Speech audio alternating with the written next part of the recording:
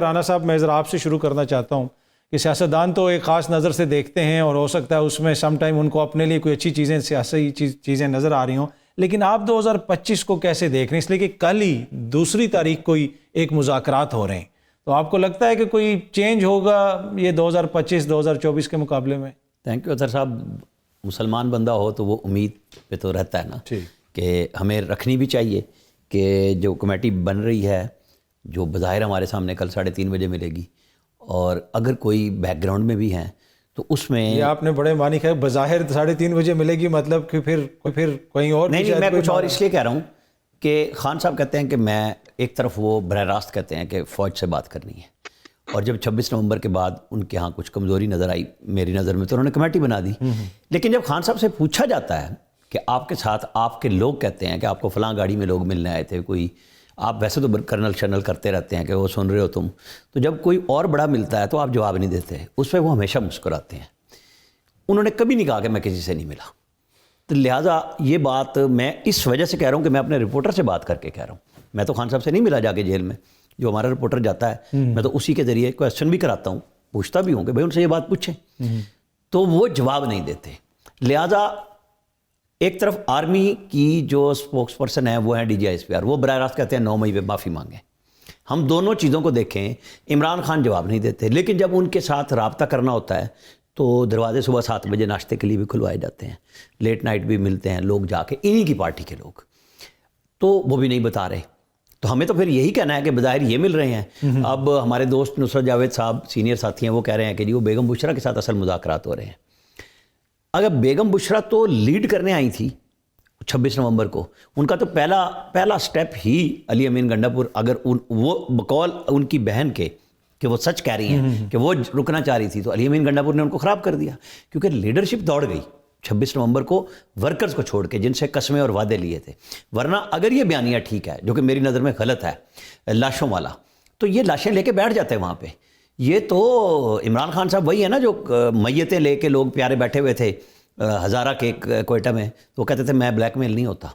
بڑا سخت لفظ تھا یہ ان کا کہ لوگ اپنے پیاروں کی میتیں سردی میں لے کے بیٹھے ہیں اور آپ کہتے ہیں نہیں مجھے بلیک میل کر رہے ہیں، میں بلیک میل نہیں ہوتا. تو حکومت کیا اس چیز کا نام ہے؟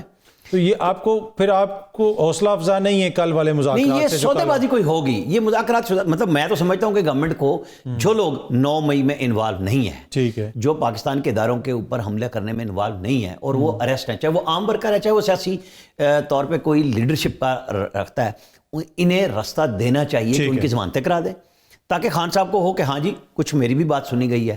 اس کمیٹی کا بھی کوئی بھرم رہے کہ ہاں ہمیں، مطلب میں یہ نہیں کہہ رہا کہ کیوں ہونا چاہیے نا، راستہ آپ کو کھولنا ہے، ہم تو ٹاکس کے حامی ہیں. ادروائز تو پھر اس طرح کب تک یہ تو کوئی بات نہیں ہے. خود شہباز شریف بار بار کہتے رہے ہیں، زرداری صاحب نے کہا 10 دفعہ کہا کہ مساق معیشت کر لو، ہمارے ساتھ بات کر لو. عمران خان نہیں کرتے تھے. میں ابھی ایک ان کا انٹرویو انگلش میں ہی تھا، وہ TTP کے حوالے سے لوگوں نے سوشل میڈیا پہ چڑھایا، وہ کہہ رہے ہیں نا کہ یہ تو فوج کی ذمہ داری ہے.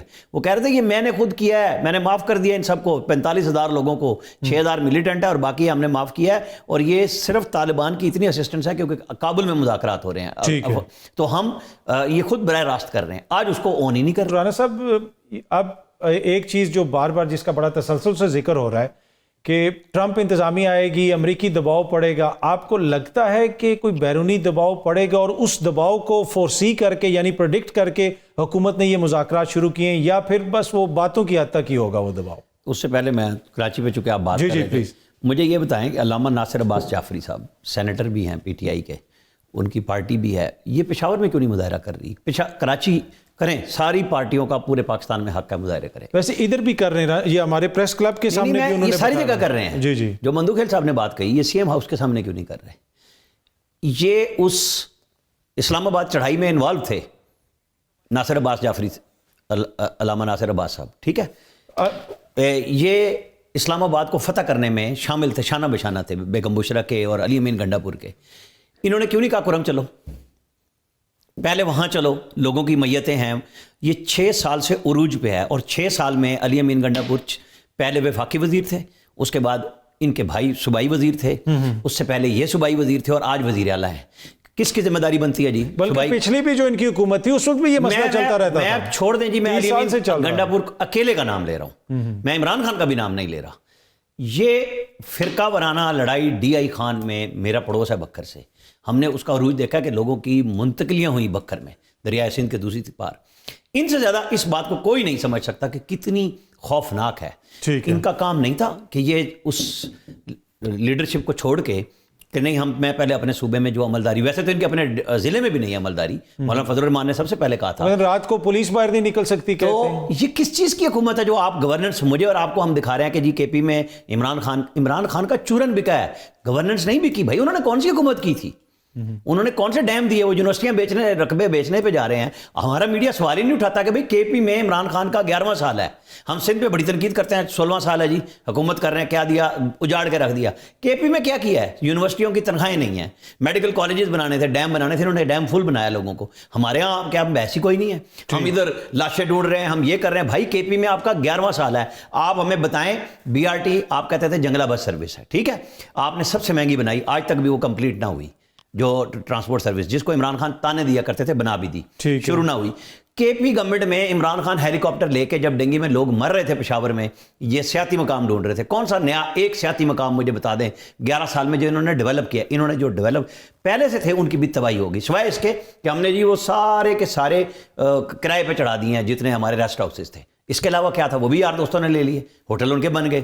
بھائی گورننس پہ بات کریں نا آپ آگے 2025 میں اس پہ بات ہونی چاہیے کہ کے پی میں آپ نے کیا کیا. آپ صرف چڑھائی کرنے آتے ہیں، آپ کا پاپولر بیان ہے، اٹس اوکے، لیکن اس کا کیا مطلب ہے کہ ہم اصل سوال ہی نہ اٹھائیں کہ آپ کی گورننس ہے، آپ سے جو سوال پوچھو آپ دوسرا جواب دیتے ہیں. آپ اس پہ بات کریں. اب آپ آ جائیں ٹرمپ کے اوپر، بیرونی دباؤ یا ٹرمپ ٹھیک ہے، انتظامیہ. یہی عمران خان لے کے آئے تھے کہ امریکہ سے آزادی لینی ہے، امریکہ نے میری حکومت نکلوائی ہے، اور آج امریکہ کے انتظار میں پوری پی ٹی آئی بیٹھی ہے. یہ تو ان کا بیانیہ ہے. پر سر آپ کو لگتا ہے کہ امریکہ کو اتنا انٹرسٹ لے گا، دباؤ ڈالے گا حکومت کے اوپر، اور حکومت وہ برداشت کر سکے گی؟ میرا خیال ہے 20 جنوری کو ٹرمپ کا اوتھ ہوگا، پہلا دن پی ٹی آئی کے لیے اور ان کے اوورسیز جنہوں نے ملین آف ڈالرز کی انویسٹمنٹ کی ہے ان کی کمپین پہ ایک ٹویٹ کی تو توقع رکھنی چاہیے نا. پھر بعد میں ہماری اسٹیبلشمنٹ اور ہماری اچھا ویسے سر یہ آپ نے بڑی انٹرسٹنگ بات کی. اگر ایک ٹویٹ آ جاتی ہے ٹرمپ کی جانب سے تو کیا ہمارا نظام اتنی سخت رکھتا ہے کہ اس کو آگے سے حقیقی معنوں میں ایبسولوٹلی ناٹ کہہ دے؟ اس نظام میں ہر دفعہ نئے فیصلے ہوتے ہیں، اس لیے میں کہہ رہا ہوں پھر ہماری اسٹیبلشمنٹ اور حکومت کا بھی ہمیں جواب ملے گا. اس ملک میں ایک وزیر اعظم تھا جس کو چور ڈاکو بنا کے اسٹیبلشمنٹ نے عمران خان کو کھڑا کیا، نواز شریف. اس نے $5 ارب کی پیشکش پبلکلی واپس کی اور ایٹمی دھماکے کیے. نواز شریف وزیر اعظم تھا، شکیل آفریدی کو نہیں دیا. بے نظیر بھٹو وزیر اعظم تھی، وہ شمالی کوریا سے ایٹمی ٹیکنالوجی لائی جس پہ آج امریکہ کہتا ہے کہ ہمارے میزائل جو ہے نا یہ ہمیں ٹھوکنے کے لیے ہیں. ایکچولی تو وہ اسرائیل کا نام لے نہیں رہے. ہمارے پاس تو کوئی کیپیسٹی نہیں ہے کہ 12,000 میل ہم جا کے امریکہ کو مار دیں گے، لیکن ہمارے پاس یہ کیپیسٹی ضرور ہے. ہم نے جو 98 میں میزائل جو ٹیکنالوجی کوریا سے آئی تھی اور نواز شریف دور میں ڈیولپ ہوئی، ڈاکٹر قدیر خان کی لیبارٹری میں مدراس تک مار کرنے والا غوری میزائل اپریل 98 میں ہم نے اس کی باقاعدہ تجربہ کیا تھا. یہ لوگوں کو پتا ہے یہ تھر تھر کام کیوں رہے ہیں. ان کو یہ ہے کہ ان کی کیپیسٹی روایتی جنگ کی تو نہیں ہے، لیکن یہ اس کام میں بڑے ٹھیک ہیں پاکستانی، وہ پریشر ڈالا جا رہا ہے. مولانا صاحب دونوں ہمارے معزز جو سیاسی قائدین ہیں ان کی گفتگو آپ نے سنی، لگتا یہ ہے کہ 2025 میں بھی معاملات پھر اسی طرح چلیں گے؟ دیکھیں میں نے آپ سے پہلے کہا تھا کہ بندہ امید رکھتا ہے کہ اچھا ہو جائے، ہم سب چاہتے ہیں کہ اچھا ہو جائے، کون چاہے گا کہ برا ہو، لیکن ہر ایک کا اپنا مطمئن نظر ہے. لیکن میرا آج کے دن پہلے دن سے، میں صبح بھی ایک پروگرام میں تھا، میں کہہ رہا تھا کہ سب سچ بولیں. یہ جو پس پردہ کی کہانیاں ہیں نا ان کو چھوڑ کے سامنے لائیں کہ کون کس سے بات کر رہا ہے، کیا چاہتا ہے. وہ سیاستدان ہے، وہ اسٹیبلشمنٹ ہے. ہمارے سیاستدان سب سے پہلے اگر کل ووٹ کو عزت دو کا معاملہ تھا تو پھر انہوں نے کمپرومائز کیا تو آج ساری دنیا تنقید کرتی ہے. آج جب عمران خان صاحب کا بیانیہ بک رہا ہے لیکن وہ اکیلے کیوں مل رہے ہیں لوگوں سے، وہ جواب کیوں نہیں دیتے جب ان سے جرنلسٹ پوچھتے ہیں؟ عمران خان کا نام لے کے کہہ رہا ہوں کہ آپ سے کون ملنے آیا تھا، تو وہ جواب نہیں دیتے. میں شہباز شریف سے بھی یہی کہوں گا کہ وسوسے کیوں ڈل رہے ہیں، آپ بول کے بات کریں. بلاول بھٹو کے لیے نبیل گول بول رہے ہیں تو بولیں، رائٹ ہے ان کا، لیکن سامنے آئے سارے کے سارے. یہ سیاستدانوں کو پیچھے سے چھپ کے بات نہیں کرنی چاہیے کہ وہ کیا چاہتے ہیں، کس سے چاہتے ہیں، اور پھر ہمیں کہانیاں ہر بندہ نئی نہ سنائے، کیونکہ سب نے یہی کام کیا ہوا ہے. ٹھیک ہے.